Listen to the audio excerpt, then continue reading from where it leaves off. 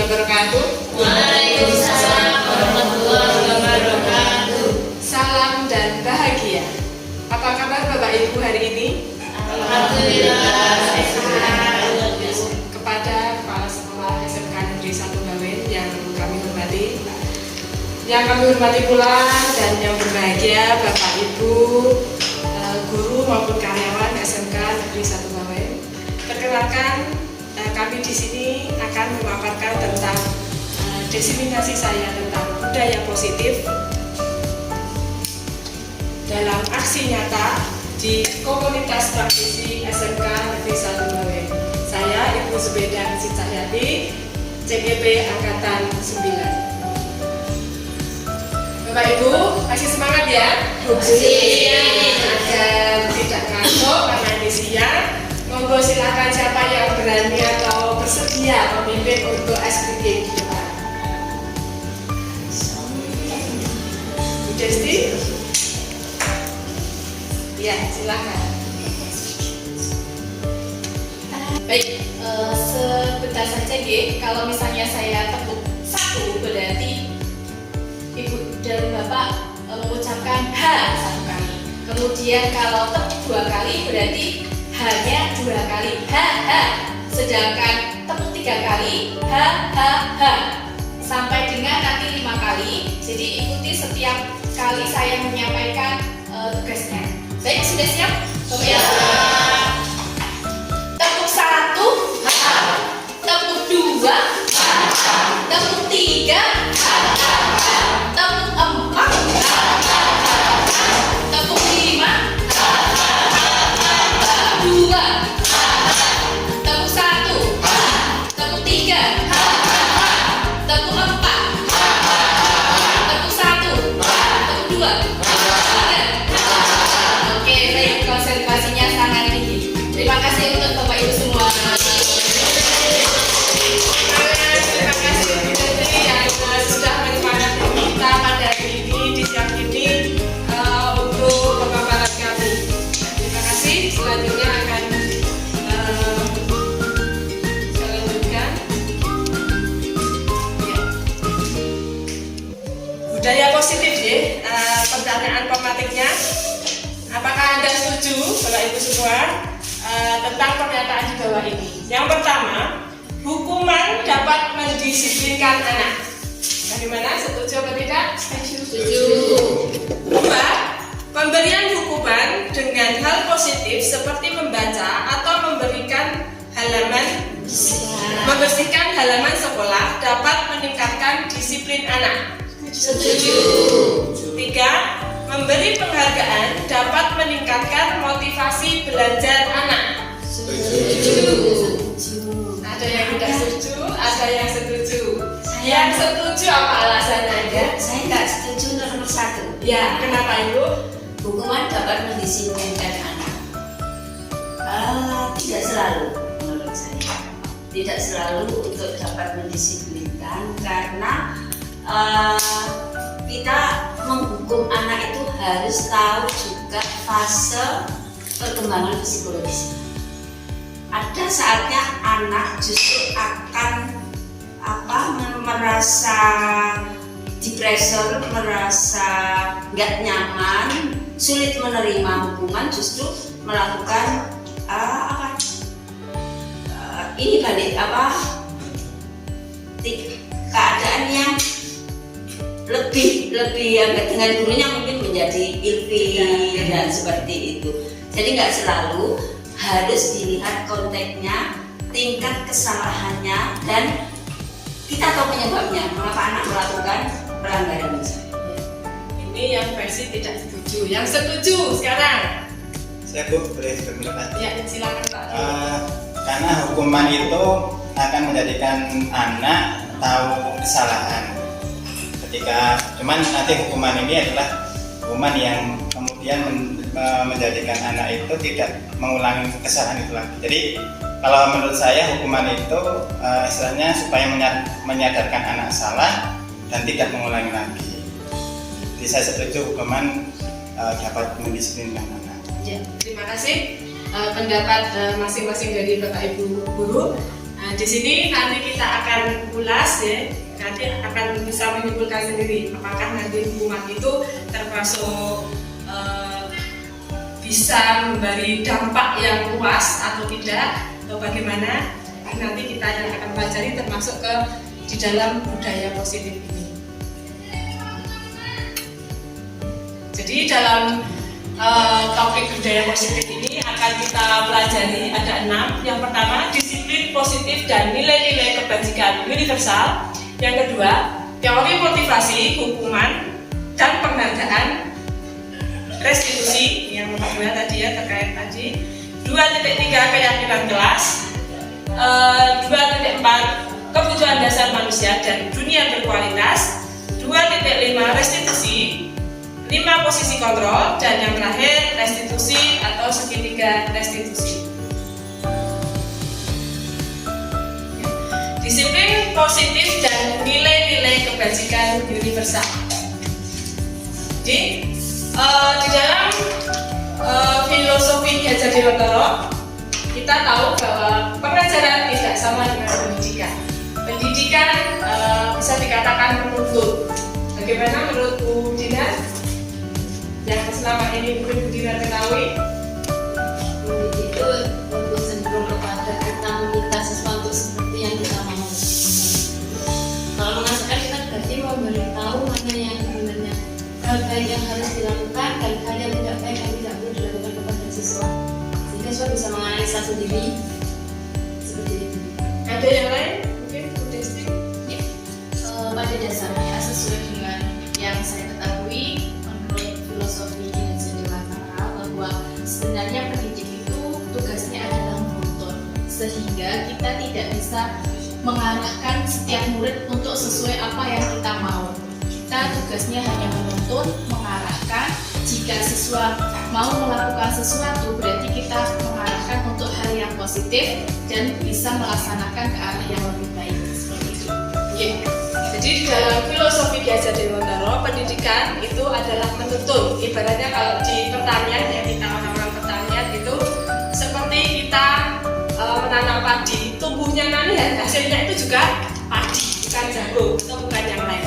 Tetapi kita sebagai guru bisa merawatnya, bisa memeliharanya dengan baik, dengan fasilitas yang ada sehingga bisa berhasil dengan baik. Ibaratnya kalau manusia bisa dipersembahkan ke masyarakat untuk keselamatan dan kebahagiaannya, seperti itu.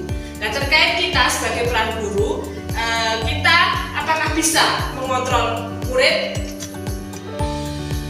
Misalnya saya punya barang berharga ini, kira-kira Desti bisa nggak mengambil barang ini? Untuk musiknya mau memberikan atau tidak?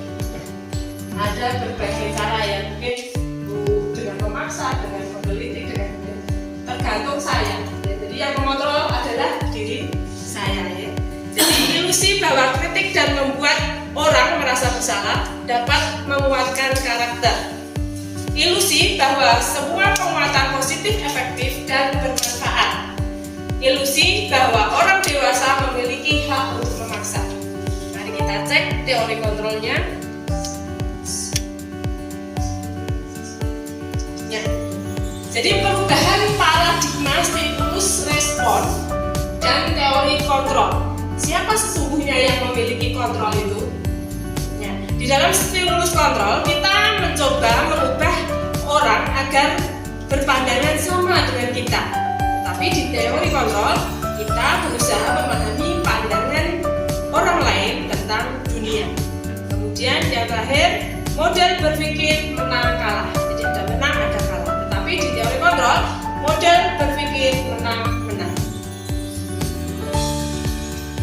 Ya, jadi disiplin positif bisa kita lihat di peta atau jabarannya. Jadi Anda tidak bisa mengontrol orang lain, hanya Anda yang bisa mengontrol diri Anda. Jadi makna disiplin, belajar kontrol diri dengan menggali potensi kita agar tercapai tujuan mulia, yaitu sesuatu yang menjadi seseorang yang kita inginkan berdasarkan nilai-nilai yang kita hargai. Di sini ada teori kontrol yang oleh William Glasser ya, dicetuskan oleh Dr. William Glasser. Jadi semua perilaku memiliki tujuan. Di situ ada teori kontrol. Kemudian yang pertama untuk menghindari hukuman,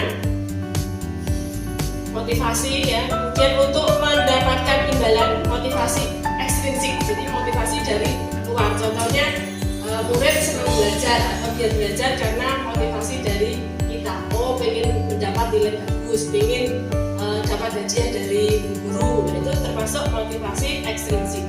Kemudian motivasi intrinsik itu yang ketiga untuk menghargai diri sendiri, nilai-nilai kebajikan universal dan keyakinan kelas. Jadi misalnya kalau di Bapak Ibu guru mungkin datang apel pagi itu kenapa dilakukan? Apa takut sama kepala sekolah atau menghargai diri sendiri atau bagaimana? Mungkin beda.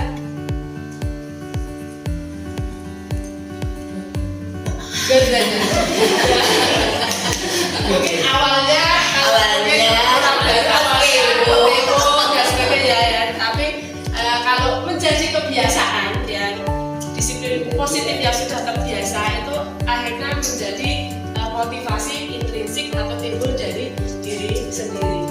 Kemudian model berpikir menang kalah, kemudian kolaboratif dan konsensus menciptakan pilihan-pilihan baru.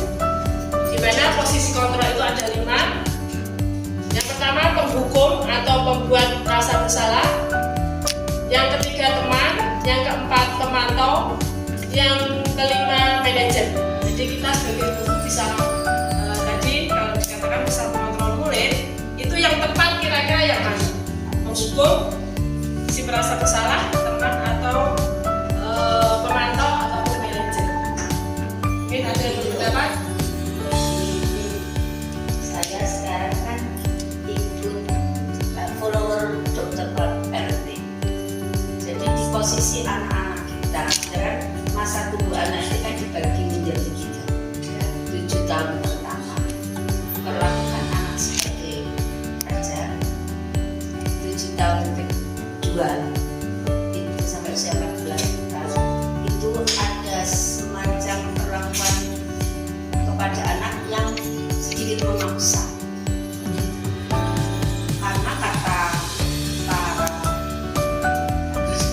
motivator, psikolog mungkin, kalau kita gagal mendidik anak di 14 tahun pertama, maka di tahun ke-15 kita akan menangis untuk menuai hasilnya. Kalau kita sibuk mencari uang di 14 tahun pertama dengan mengabaikan perhatian kita atau kewajiban kita terhadap anak, maka katanya uang yang kita dapatkan akan habis untuk membenahi anak ini. Nah, sekarang kita berada di fase 7 tahun yang ketiga. Anak kita kan bisa 15 ke atas tuh. Nah, itu katanya perlakukan anak sebagai teman. Nah, kalau fase ini kita cermati, maka seharusnya atau sebaiknya lah, nggak seharusnya, kita harus memposisikan diri di ini yang ketiga dan yang keempat, yaitu teman, apa itu? Teman dan manajer. Teman pemantau dan manajer. Karena di sini kita tadi kenapa akhirnya menghukum bukan solusi, ini pendapat saya ya, bukan solusi untuk membuat anak itu jera, karena di sini melihat fase tadi, fase pertumbuhan anak, sehingga hindari kita untuk memberi pressure untuk memperlakukan anak di posisi dia salah, walaupun dia waktu itu melakukan kesalahan menurut kita. Tapi karena apa? Karena setiap apa yang dilakukan oleh anak pasti punya alasan kan, alasan mengapa dia melakukan itu. Nah, itu Menurut saya seperti itu. Terima kasih, kita jadi banyak belajar dari beliau tentang parenting tadi ya, mungkin dari pakar-pakar dokter ya. Nah, jadi di sini setuju sepertinya ya bahwa kita sebagai guru tidak menghukum. Jadi ada 3 tahap yang kita lakukan. Yang pertama itu stabilkan identitas, yang kedua validasi kebutuhan, yang ketiga menanyakan keyakinan. Kemudian realitas kebutuhan kita berbeda. Kita berusaha memahami pandangan orang lain tentang dunia. Setiap orang memiliki gambaran yang berbeda. Jadi terkait alasan mungkin berbuat salah itu juga mungkin ada kaitannya dengan kebutuhan dasar manusia, yaitu tentang penguasaan, kasih sayang, dan rasa diterima, kemudian kesenangan dan kebebasan.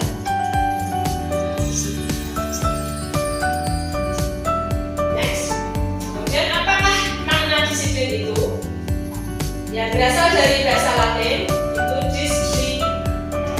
disiplina, artinya belajar.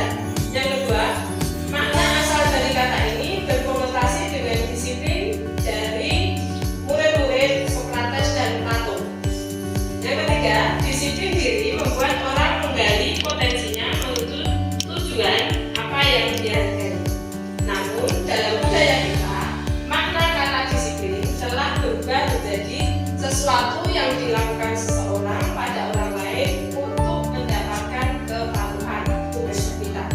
Kecenderungan umum adalah menghubungkan kata disiplin dengan ketidaknyamanan, bukan dengan apa yang kita hargai atau pencapaian suatu tujuan.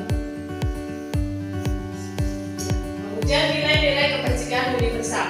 Jadi banyak sekali nilai-nilai yang mungkin Bapak Ibu ketahui sebagai kebajikan universal.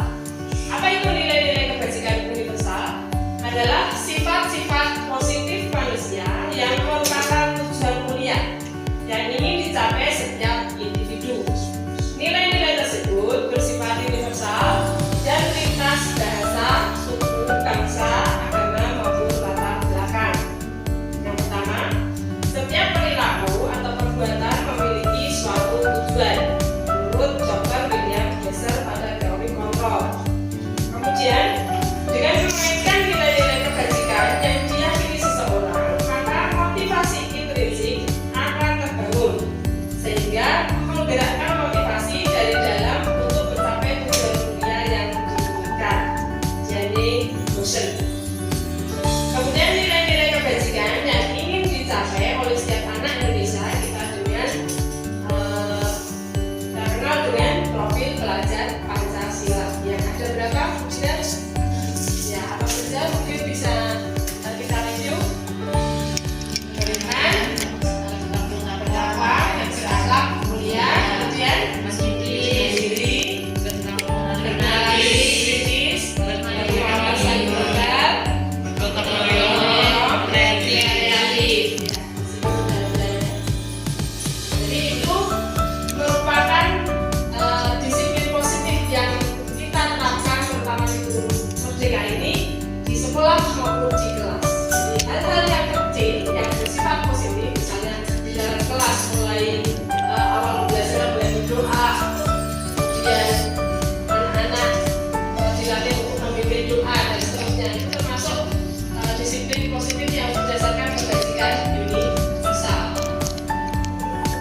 Yang kedua adalah teori motivasi, hukuman, dan penghargaan dan restitusi. Nah, di situ ada gambar saya, anak-anak sedang mendapat penghargaan. Penghargaan ada karnaval dan sebagainya. Kemudian ada teori motivasi perilaku manusia. Jadi bisa dicontohkan bahwa untuk menghindari ketidaknyamanan hukuman, apa yang terjadi apabila saya tidak melakukannya? Itu motivasinya dari luar atau dari eksternal. Misalnya anak datang tepat waktu karena mood ya, atau karena sesuatu ya untuk mendapatkan untuk tidak melakukannya. Kemudian yang kedua, untuk mendapatkan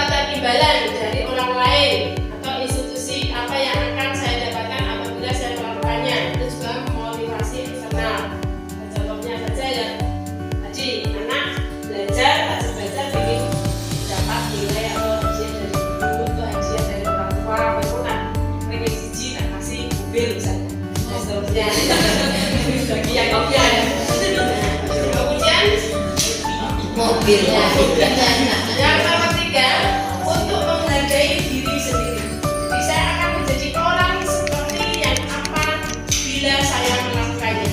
Itu motivasi internal. Jadi motivasi dari dalam untuk tujuan disiplin. Jadi anak belajar ke sekolah, rajin belajar itu memang tumbuh dari dirinya sendiri. Oh, itu kebutuhan saya. Oh, saya ingin nanti untuk menyiapkan masa depan saya. Agar saya bekerja, agar saya sebagai orang tua. Nah, itu mungkin suatu yang timbul dari dirinya, tidak dari orang lain. Termasuk motivasi internal. Ini yang kita sedang bahas kan masalah motivasi eksternal dan internal.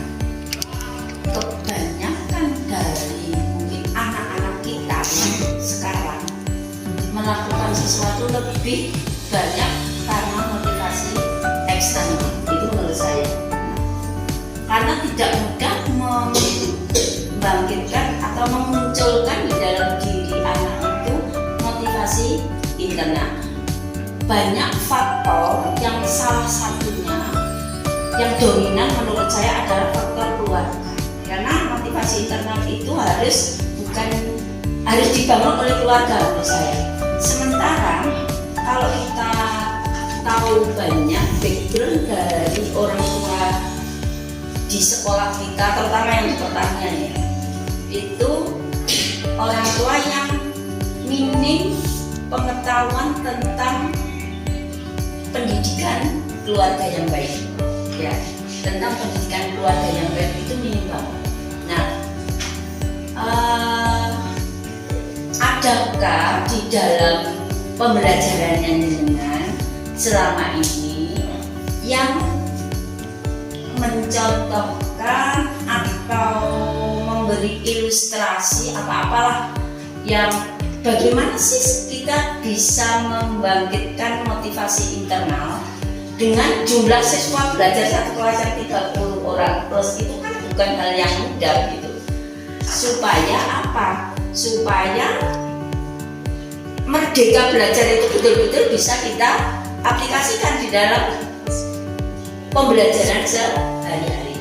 Nah, ini yang saya pengen tahu gitu, karena setelah berjalan sekian lama, 30 tahun saya menjadi guru, itu jarang sekali saya menemui anak-anak yang betul-betul punya motivasi internal untuk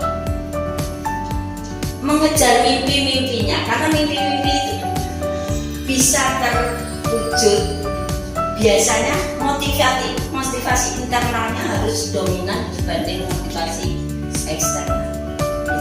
Itu saja. Terima kasih Bu Mena ya, yang inspirasi kita bahwa motivasi memang ada dua ya, tadi eksternal dan internal. Dan mungkin sedang saya pelajari sekarang ini di CGP atau di Guru Merdeka ini di program CGP sama teman-teman. Di mana dua motivasi itu tentu mengiringi anak-anak di dalam belajar. Kalau memang kita lihat secara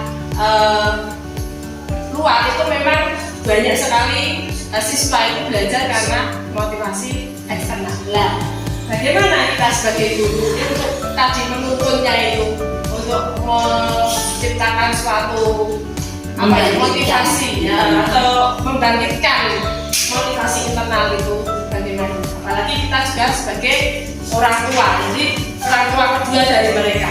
Ya, tentu pembelajaran harus sesuai dengan kebutuhan mereka.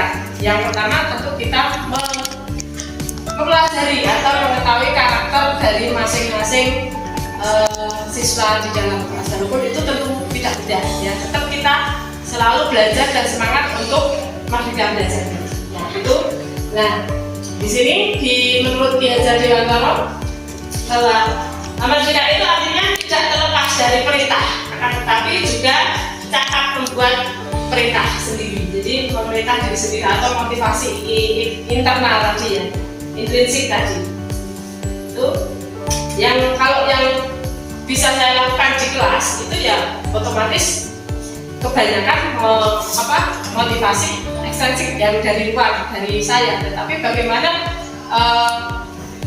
caranya kita persuasif ya untuk melihat masalah-masalah anak-anak itu, bagaimana dia bangkit dari masalahnya, kemudian bisa timbul motivasi Desi. Kemudian kita lanjutkan. Apa itu restitusi? Restitusi itu adalah menciptakan kondisi, ya, kondisi di mana murid itu memperbaiki kesalahannya. Jadi kita tahu bahwa di kelas itu banyak sekali suatu kesalahan yang mungkin dilakukan anak, tetapi kita harus bisa memperbaikinya, atau anak-anak itu bisa kembali kepada kelompoknya sehingga dia mempunyai karakter yang lebih kuat. Nah, restitusi ini juga merupakan proses kolaboratif yang mengajarkan murid untuk mencari solusi atas masalah mereka dan membantu murid berpikir tentang orang seperti apa yang mereka ingin menjadi tujuan dunia. Bagaimana mereka harus memperlakukan orang lain. Ini menurut dosen 2004. Kemudian ciri-ciri restitusi. 1. Bukan untuk menebus kesalahan, ya seperti hukuman tadi, namun untuk belajar dari kesalahan. Yang kedua, memperbaiki hubungan. Yang ketiga, tawaran bukan paksaan. Kemudian restitusi menuntut untuk melihat ke dalam diri. Yang kelima, restitusi mencari kebutuhan dasar yang mendasari tindakan. Restitusi diri adalah cara yang paling baik. Kemudian restitusi fokus pada karakter bukan tindakan. Yang 8, restitusi fokus pada solusi. 9, restitusi mengembalikan murid yang berbuat salah pada kelompoknya. Jadi Bapak Ibu guru bisa menerapkan restitusi di dalam kelas. Mungkin ada anak yang berbuat salah, itu bisa menerapkan 3 tahapan tadi di dalam segitiga restitusi. Yang ketiga adalah keyakinan kelas. Nah, ini gambar waktu saya belajar tentang keyakinan kelas, tetapi sebelum saya mengikuti CGP atau guru penggerak, di mana saya membuat dengan anak-anak kesepakatan kelas yang muncul dari mereka. Yaitu contohnya bisa dilihat kan untuk Bu Evi, itu kelas 3 yang lalu sudah lulus. Coba dibacakan yang nomor 1 apa? 1. Saat masuk kelas dalam kondisi bersih. 2. 2. Saat praktek baju yang digunakan menggunakan wetpad atau sama. Yang 3. Dilarang tidur saat jam pelajaran. 4. Dilarang ramai saat jam pelajaran. 5. Dilarang bermain HP saat jam pelajaran. 6. Tepat waktu saat masuk kelas. Yang terakhir, 7. Tugas dikumpulkan tepat waktu. Terima kasih. Itu diskusi dari atau dengan anak-anak, muncul dari ide-ide anak-anak, tetapi di situ kelemahannya masih ada kalimat-kalimat negatif. Jadi sebenarnya dilarang, jangan, itu sebenarnya kalimat kelasnya tidak pas ya. Kalimatnya harus positif. Misalnya tepat waktu saat masuk kelas, dan aktif di dalam pembelajaran, dan menggunakan wetpad saat praktek misalnya, dan seterusnya. Jadi kalimatnya positif. Kemudian mengapa tidak peraturan? Mengapa harus keyakinan kelas? Mungkin ada yang bisa memberikan satu gagasan mengapa tidak peraturan tetapi keyakinan kelas? Ya, kalau peraturan itu adalah sesuatu atau mungkin tata tertib yang sudah ada sejak lama, sehingga orang yang membaca harus mengikuti peraturan tersebut. Tapi kalau keyakinan itu merupakan sebuah kesepakatan bersama yang memang kita buat untuk bisa dilaksanakan secara bersama, sehingga kita memang meyakini bahwa ada akibat setelah peraturan tersebut dibuat sendiri. Jadi seperti itu ya. Terima kasih Bu Desi. Jadi kita ilustrasikan di situ bisa mengapa kita memiliki peraturan harus menggunakan helm bila mengendarai kendaraan roda 2 untuk keselamatan, kesehatan ya. Kemudian mengapa kita memiliki peraturan 3M, menggunakan masker, mencuci tangan, dan menjaga jarak 1,5 meter untuk kesehatan. Mengapa kita memiliki peraturan harus datang tepat waktu pada saat mengikuti pelatihan? Untuk mendukung motivasi intrinsik, kembali ke nilai-nilai atau keyakinan-keyakinan lebih menggerakkan seseorang dengan mengikuti serangkaian peraturan pelatihan. Jadi ini budaya positif di lingkaran itu ada peraturan kelas, menjadi keyakinan kelas, kemudian menjadi terbiasa, akhirnya menjadi lingkungan yang positif sehingga nyaman untuk belajar dan sebagainya. Akhirnya ada budaya positif. Nah, di situ bisa kita lihat mana kesepakatan kelas, mana yang bukan. Kami guru dan murid yang saling menyayangi, kesepakatan kelas. Kami murid yang semangat belajar. Kami murid yang peduli dengan teman-teman. Ini kalimatnya positif deh. Kemudian di sebelah kiri itu contoh datang tepat waktu, mengucapkan salam, kemudian menjaga kebersihan sekolah. Semoga berdoa sebelum dan sesudah kegiatan, aktif dalam pembelajaran, tertib. Mana yang keyakinan kelas? Yang kiri menurut saya itu yang kesepakatan ya. Jadi Kami murid yang semangat belajar. Keyakinan.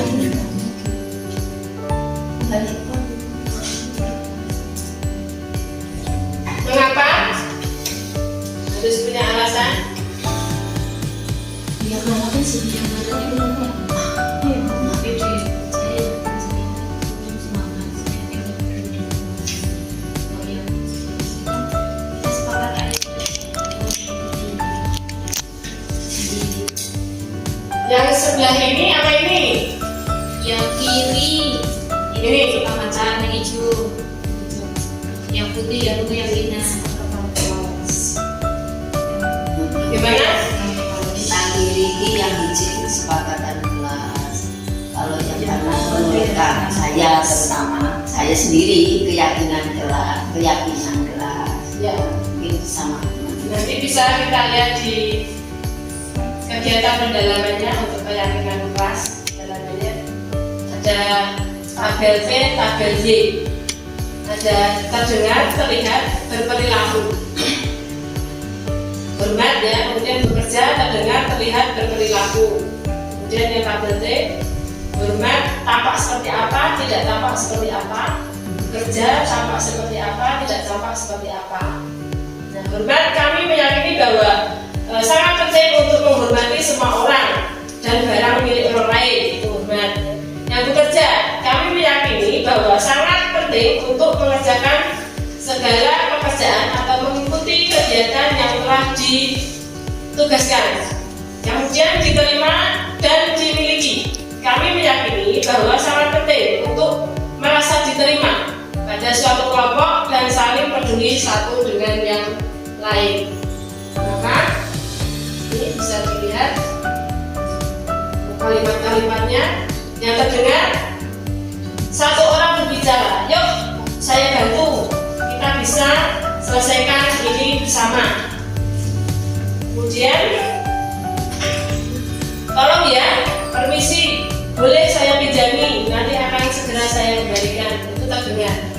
Kemudian terlihat berempati terhadap perasaan orang lain, memegang barang milik orang lain hanya dengan lainnya. Oh, maksud saya hanya dengan izinnya. Kemudian mendengarkan dengan seksama, senantiasa berbuat baik, kemudian berbagi. Yang berperilaku tersenyum ramah, itu perilaku yang dilakukan. Kemudian memberikan salam hormat, jabat tangan, kemudian meletakkan tangan di dada, saling dan seterusnya. Memberikan ruang bekerja, postur tubuh yang tenang.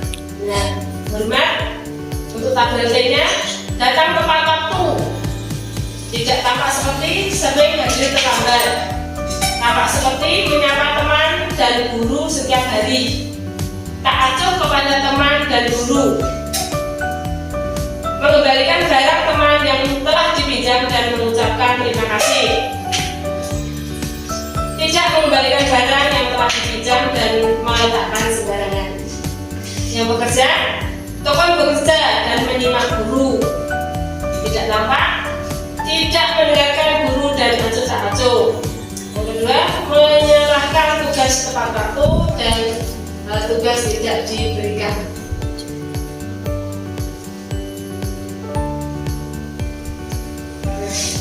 Ini bisa dilihat perbedaannya antara peraturan dan keyakinan kelas, sehingga Bapak Ibu bisa menyimpulkan yang kelompok tadi. Jadi peraturan itu selalu kembalikan buku ke tempatnya, contohnya. Tapi keyakinan kelasnya adalah tanggung jawab. Kemudian dilarang mengganggu orang lain, berarti keyakinan kelasnya menghormati orang lain. Hadir di sekolah 15 menit sebelum pembelajaran dimulai, berarti menghormati orang lain dan berkomitmen. Dan seterusnya itu bisa dilihat. Lagi peraturan apa? Apa ini levelnya peraturan atau apa tadi? Keyakinan. Penambahan materi pada dihukum oleh penghargaan yang semula ada 5 unsur hasil riset menjadi 8. Yang pertama, ada pengaruh jangka panjang dan jangka pendek. Penghargaan itu menghukum, penghargaan mengurangi ketepatan, penghargaan tidak efektif, penghargaan merusak hubungan, penghargaan menurunkan kualitas, penghargaan mematikan kreativitas, kemudian penghargaan mengurangi motivasi intrinsik. Jadi sebenarnya kalau kita ada anak kita yang nilainya bagus, kita kasih hadiah, berarti itu bisa menurunkan kualitas, bahkan mematikan kreativitas dan mengurangi motivasi intrinsik. Apa selalu itu? Menurut teori yang tadi teori Prakteknya ya. nah ini mencatat 100 kali dalam buku kalimat saya tidak akan terlambat lagi karena saya selalu tadi hukuman apa enggak? Hukuman ya. Lari menjadi lapangan basket 2 kali karena terlambat hadir di sekolah, hukuman. Yang terjadi masih seperti itu. Mulai diminta untuk push up, hukuman.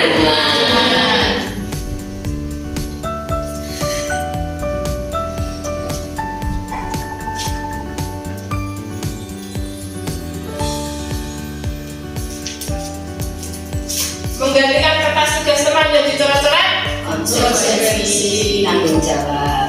membersihkan tumpahan air di meja tulis karena tersenggol pada saat belajar, Konsekuensi. murid disuruh untuk tidak mengenakan sepatu seharian di sekolah, Hukuman. karena tidak mengenakan sepatu hitam misalnya, hukuman. Diminta cantik sepatu. Lari mengelilingi lapangan basket 2 kali karena terlambat 10 menit,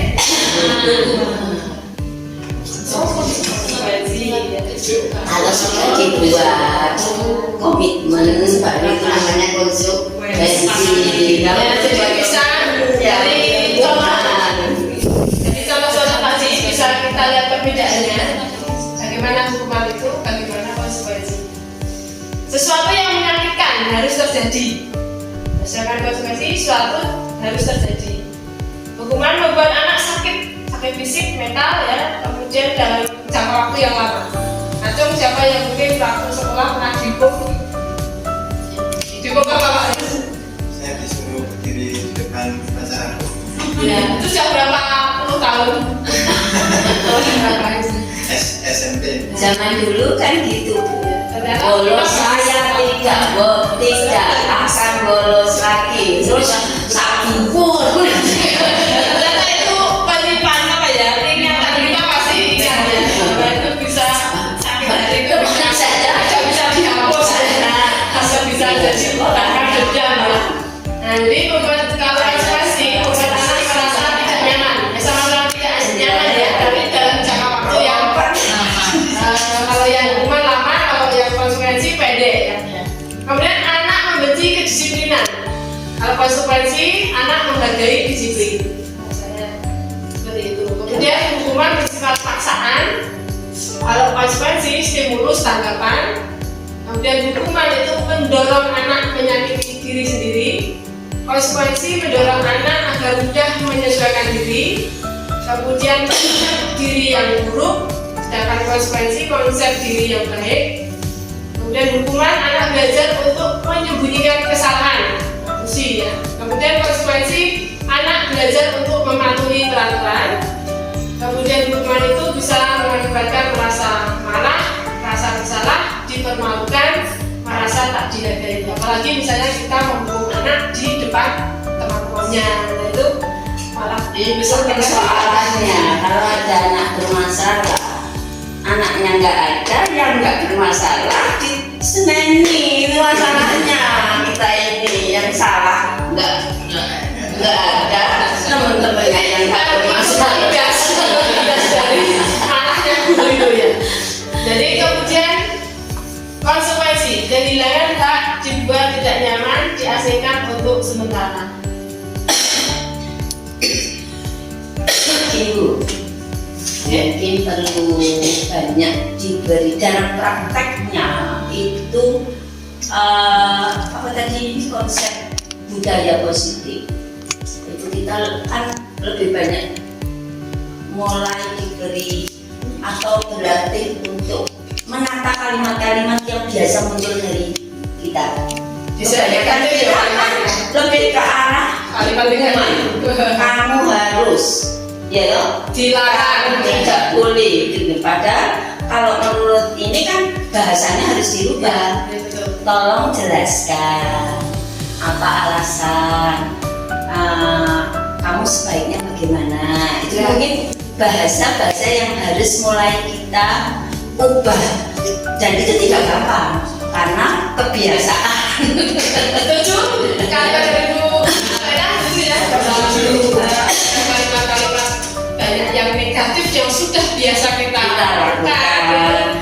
Itu harus mulai kita rubah. Guru mencegah sekarang ini ya. Karena nanti kita lebih fokus ke arah konsekuensi, bukan peraturan tadi gitu. Jadi mungkin selama ini kan ya kritik dari, bukan kritik ya, masukan aku kritik kok ya seperti itu ya. Ini masukan selama apa booming CGP itu kan kita tidak terlalu banyak tahu sebagai guru, saya sendiri khususnya, apa sih yang harus kita lakukan untuk merubah budaya kerja kita dalam mengasuh anak-anak kita. Karena mungkin ini menurut saya momentum yang bagus, tidak perlu dalam sosialisasi banyak orang. Kalau banyak orang kayak kita di aula, udah lihat aja tidur mau nanya yo budaya kita takut dan dirasanya atau tidak apa, lebih baik saya betul ya. Nah ini yang terjadi seperti itu, kita masih keluar yang berani ngomong aja, nggak berani ngomong gitu. Nah ini mungkin justru sedikit gini Bu, kalau ingin menggali lebih, kalau banyak otomatis ya lewat ya segitiga diskusi siapa mau dijelasin gitu. Tapi praktek nyatanya itu loh yang penting di kita itu, sehingga dampak dari CGP itu nanti ada gitu. Nah ini yang menurut saya ya, menurut saya seperti itu. Nah, salah salah. Ya, terima kasih ya. Jadi betul sekali kata Sumaina. Lanjut ya, karena waktu juga. Ini lanjut ke restitusi. Jadi bisa dilihat perbedaannya. Ada negatif, netral, positif. Nah, restitusi itu tadi mengembalikan posisi siswa untuk balik ke dalam kelompoknya dan berkarakter kuat. Jadi anak-anak jika ada masalah bisa mencari solusi sendiri ataupun win-win solution, menang-menang, tidak kalah menang gitu ya. Nah, ini restitusi itu merupakan pilihan menguatkan untuk murid anak dalam jangka panjang, korban mendapatkan ganti, murid anak mendapatkan penguatan, masalah terpecahkan, murid belajar bertanggung jawab untuk perilakunya, fokus pada pemecahan masalah dalam waktu yang panjang, dalam jangka panjang ya maksudnya. Apa yang kamu yakini, apa yang bisa kamu lakukan untuk memperbaiki masalah tersebut. Jadi murid atau anak menghargai dirinya maupun perilaku. Itu tujuan dari restitusi.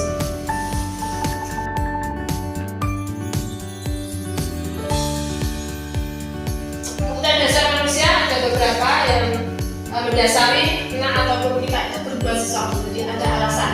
Yang pertama, kebutuhan dasar manusia ada kasih sayang, power, ya, penguasaan, freedom, kebebasan, fun, kesenangan. Kemudian bertahan hidup, survival. Bisa jadi anak itu tiba-tiba bolos karena dia lapar atau mempunyai tujuan-tujuan tertentu yang ada di sini. Maka kita sebagai guru kita bisa menuntun tadi ya. Kemudian posisi kontrol, di mana kita sebagai guru bisa menjadi 5 posisi ini: menghukum, membuat orang merasa bersalah, teman, pemantau, dan manajer. Di sini ada contoh-contohnya. Nah, menghukum itu sifatnya tiba-tiba ya. Dia datang berangkat langsung dihukum, langsung suruh push up dan sebagainya. Kemudian merasa bersalah, misalnya ibu kecewa dengan apa yang kamu lakukan. Nah itu dia si anak menjadi merasa bersalah. Teman itu misalnya membuat alasan-alasan untuk muridnya. Terus gampang, aku tak selesaikan. Misalnya malah itu membantu, nah itu menjadi teman. Pemantau itu menghitung, mengukur apa peraturannya, menyesuaikan diri bila diawasi, itu termasuk pemantau. Dan menghargai diri sendiri, kontrol diri sebagai guru yang paling bagus itu manajer. Kita sebagai manajer bisa mengajukan pertanyaan-pertanyaan kepada siswa, apa yang diyakini, apa yang dilakukan, mengapa, apa yang kita yakini, apa yang bisa kamu kerjakan untuk memperbaiki masalahnya, menguatkan. Kemudian murid melakukan dirinya sebagai individu yang positif dalam dunia yang berkualitas. Bagaimana caranya saya bisa memperbaiki keadaan dan mengevaluasi diri bagaimana cara kecewa sekali dengan kamu, berarti ini apa? Menghukum atau membuat rasa bersalah? Kamu tidak pernah benar melakukannya. Buat orang merasa Hukum. Ayolah, kamu lakukan demi Bapak Ibu. Man. Apakah kamu mau mendapatkan setiap bintang hari ini? Pemantau. Bagaimana kamu bisa menyelesaikan masalah ini?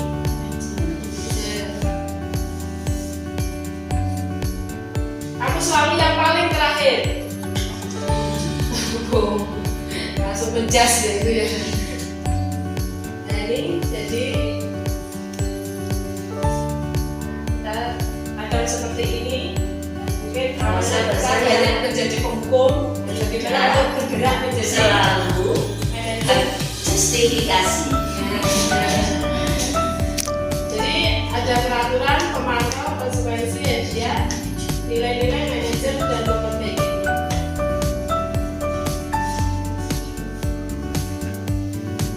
Terakhir, segitiga restitusi. Di sini ada 3 tahapan. Yang pertama, menstabilkan identitas. Yang kedua,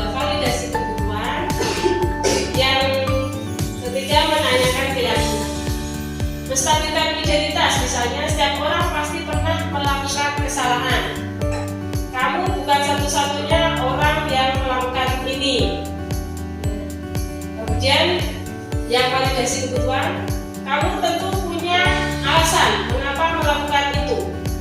Adakah cara yang lebih efektif untuk mendapatkan apa yang kamu butuhkan? Kemudian tahap ketiga, nilai-nilai apa yang kita sepakati? Kamu ingin menjadi orang seperti apa? Ini menstabilkan identitas, bisa dilihat. Jadi anak yang merasa gagal karena berbuat salah akhirnya menjadi positif terhadap dirinya. Jadi harus distabilkan dulu.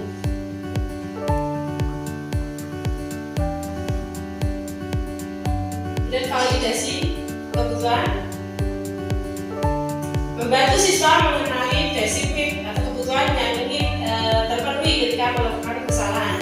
Pada dasarnya setiap tindakan manusia tujuannya adalah memenuhi kebutuhan tadi ya. Apakah itu power, freedom, love, belonging, fun, dan survival. Dengan keyakinan keras, guru berkata, apa nilai yang kita percaya di kelas di sekolah kita? Nilai-nilai universal apa yang telah kita sepakati? Kelas yang ideal seperti apa sih? Kamu ingin seperti apa? Itu termasuk menanyakan keyakinan.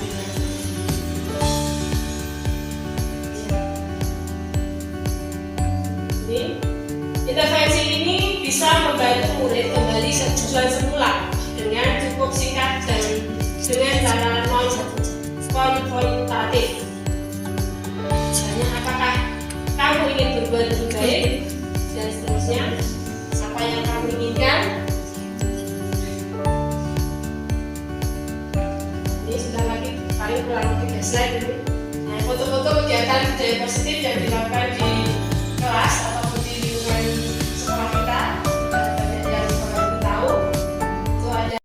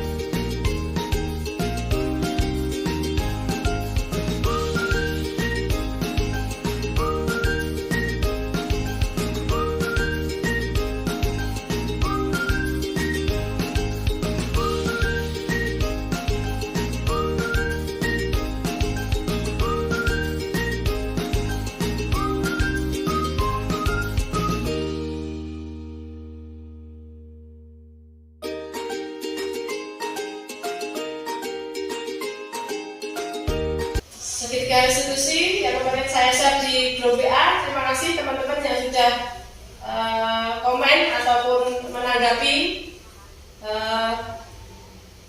yang sudah saya lakukan terkait dengan masalah yang ada di kelas. Assalamualaikum warahmatullahi wabarakatuh. Perkenalkan, saya Zubaidah Gusti Cahyati, CGP Angkatan 9 dari Kabupaten Semarang. Pada kesempatan ini, kami akan memaparkan tentang tugas demonstrasi kontekstual modul 1.4 tentang budaya positif restitusi. Restitusi adalah menciptakan kondisi murid untuk memperbaiki kesalahannya sehingga dapat kembali kepada kelompoknya dan mempunyai karakter kuat. Di dalam restitusi ada 3 tahapan. Yang pertama adalah menstabilkan identitas, yang kedua adalah memvalidasi kesalahan. Yang ketiga adalah menanyakan keyakinan. Di dalam video ini kami menyelesaikan 2 kasus di dalam kelas yang bisa kita saksikan.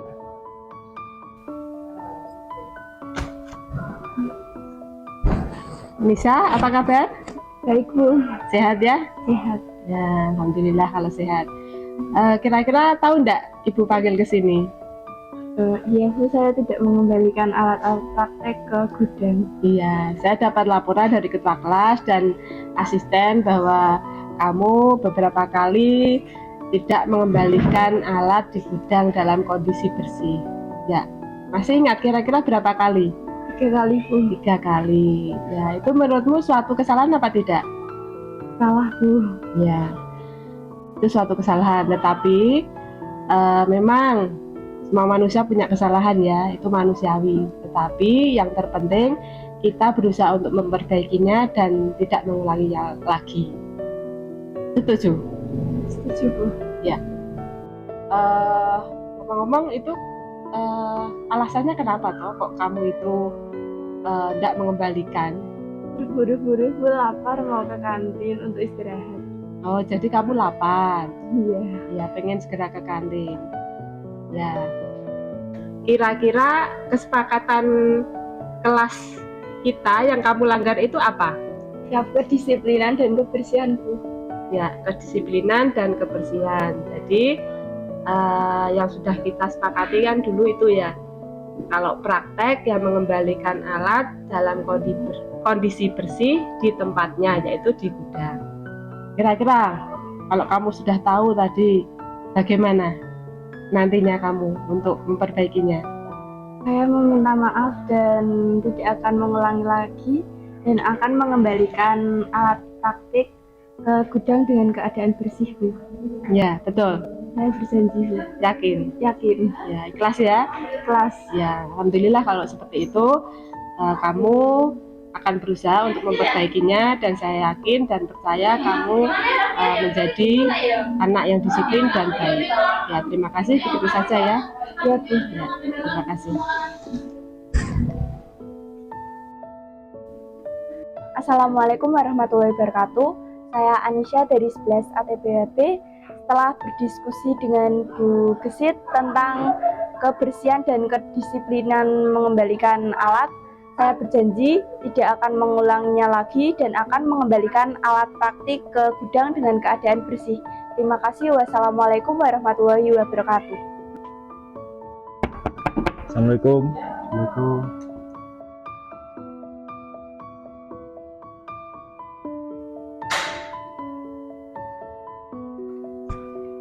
Silakan.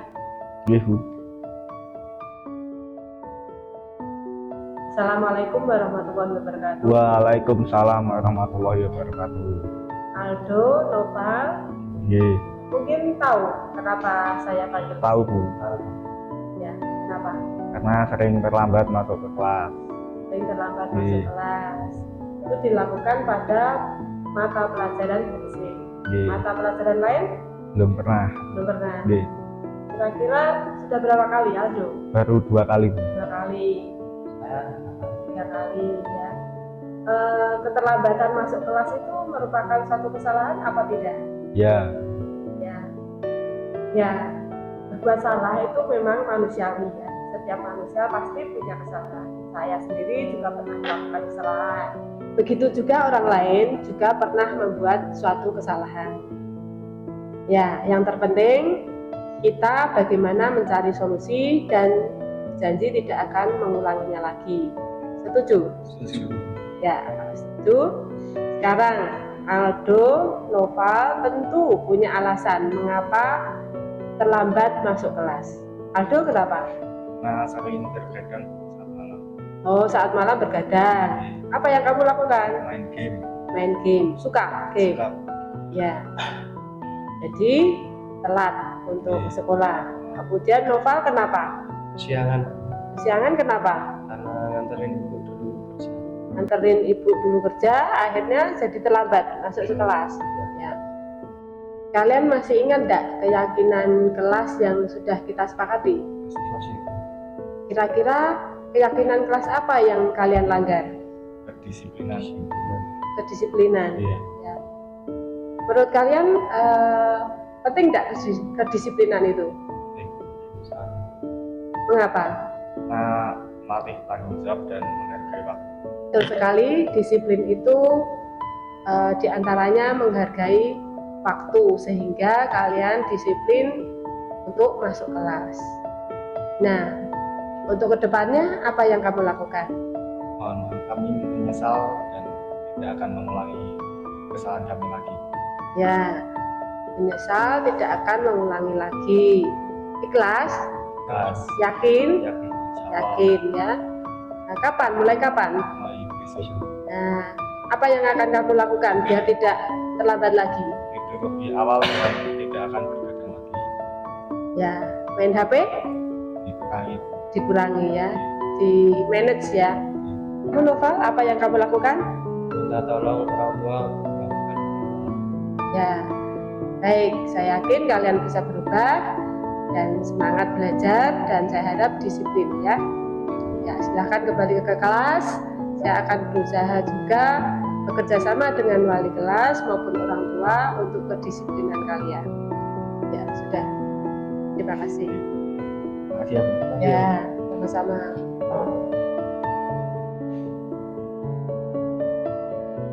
Assalamualaikum warahmatullahi wabarakatuh. Perkenalkan, nama saya Aldo Maulana dari kelas 11 ATPHA.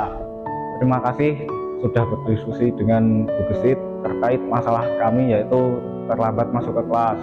Mohon maaf, kami tidak akan mengulanginya lagi sehingga kami menjadi generasi yang disiplin. Wassalamualaikum warahmatullahi wabarakatuh.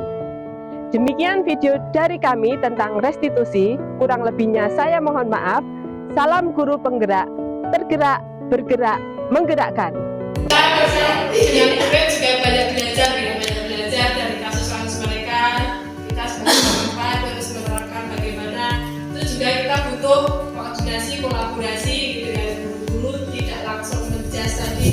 Jadi tadi sendiri restitusi itu sebenarnya sangat bagus gitu untuk diterapkan. Gitu. Tadi juga anak-anak tanggapannya merasa diwongke, tidak langsung dihukum dan sebagainya. Kemudian dia juga terima kasih karena mendapat solusi atas masalah. Jadi di sini dari budaya positif yang saya sampaikan, mungkin Bapak Ibu bisa merefleksi pemahaman apa yang mungkin sebelum dan sesudahnya setelah mendapatkan atau saya sharing sedikit ini. Kemudian apa rencana depan untuk kita atau untuk anak-anak didik kita. Mungkin itu dari saya, kurang lebihnya saya mohon maaf. Saya akhiri. Assalamualaikum